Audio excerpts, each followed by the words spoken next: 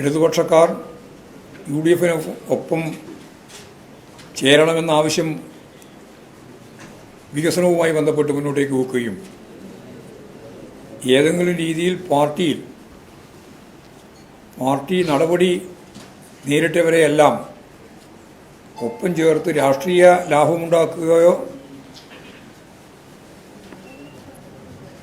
എന്ന ഗവേഷണത്തിൻ്റെ ഭാഗമായിട്ട് ലാഭമുണ്ടാക്കാൻ എങ്ങനെയാണ് സാധിക്കുക എന്നുള്ള ഗവേഷണമാണ് ഇപ്പോൾ പ്രതിപക്ഷം നടത്തിക്കൊണ്ടിരിക്കുന്നത്.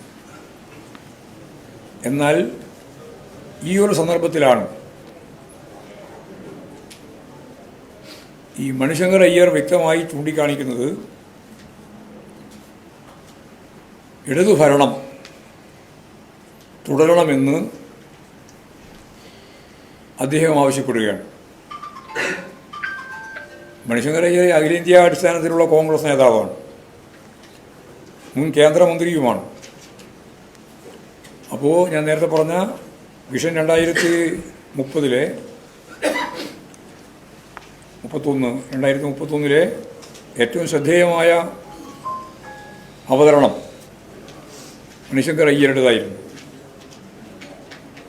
ഭാവി കേരളത്തെ രൂപപ്പെടുത്താനുള്ള ഈ സെമിനാറിനെതിരായിട്ട്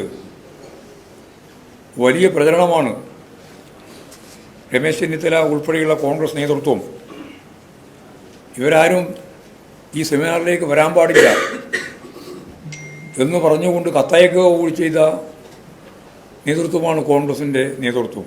അതായത് 2031 വിഷൻ ചർച്ചയ്ക്ക് വികസനവും ജനാധിപത്യവും എന്നുള്ള വിഷയം അടിസ്ഥാനപ്പെടുത്തിയിട്ടുള്ളതാണ്.